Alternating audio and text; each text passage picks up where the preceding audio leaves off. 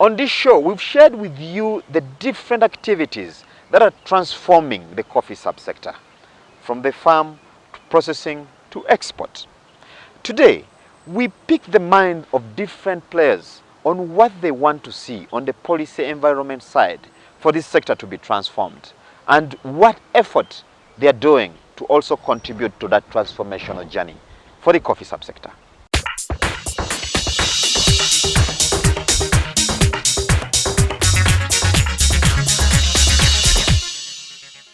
Uganda has already set its eyes on the delivery of 40 million bags of coffee from the current 4 million bags.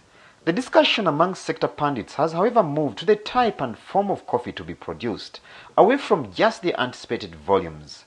All this is informed by the need to have the country derive more benefit from the crop.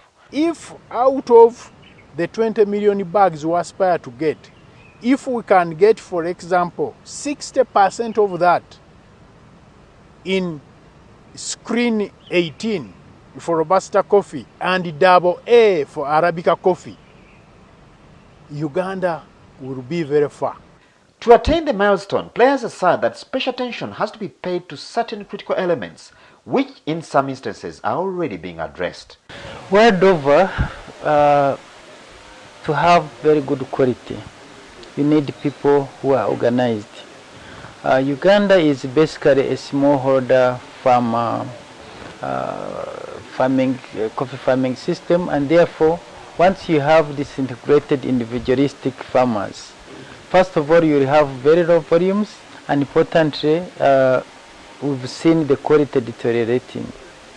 But when we see more of now farmers coming together, thanks to some development partners, but also the big push by UCDA, we see the quality improvement. The other issue is with ensuring that all stakeholders, including farmers at the grassroots, get a fair share in the benefits from the coffee crop.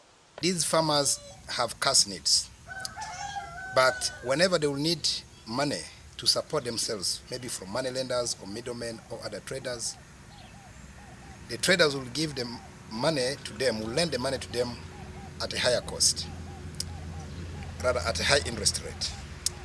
But also the traders will lend them money and the farmers mortgage their coffee farms to them.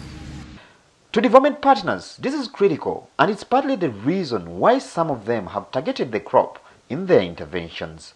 Now, you will also realize that our approach in terms of agribusiness, we've been, basically our aim, our objective is the Ugandan producer, the farmer. That is our aim by our donors who happen to be Denmark. They really want to see a reduction in poverty and increase in income at household. It has an impact in terms of export returns, because that's also one of the parameters. But also it was assessed and found to have a very immediate impact in terms of creating income for the producers and also in terms of value addition. So that's how coffee was chosen. And over the years, it has become our flag bearer in terms of investment. It takes close to 40% of our investment in terms of interventions. In the same breath, several sector players now have organized broad array of interventions as a build-up towards attainment of the 20 million bags vision, but also grow benefit to all those involved in the sector. By the time we came in our intervention, that's like 10 years back, most of the coffee trees were really so old and the production was really low. So by then the average tree was giving something like 0.5 kgs per tree, or half a kilo per tree. So one of our first intervention was to help farmers to start stamping up their trees, because we're looking at trees which are 20 years, 30 years, 40 years, or even 50 years, and most of them were inherited trees from their grands and grannies. So now the key intervention was, well, let's first stamp the trees and really look at rejuvenation. We've seen transformation from now 0.5 kilos per tree to now 2.5 kilos per tree as average, and some of the farms are now even doing 10, 12, 15 and even 20 kilos.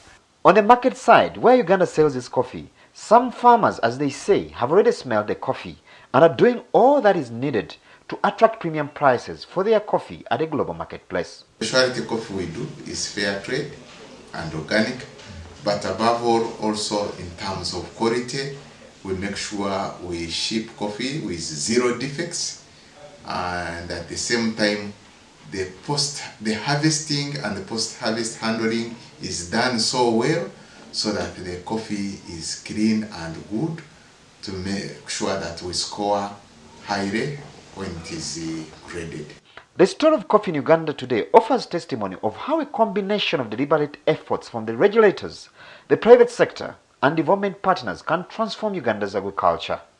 Most importantly, though, it offers insight on efforts already being done to ensure that Uganda attains the 20 million bags production vision and the right quality.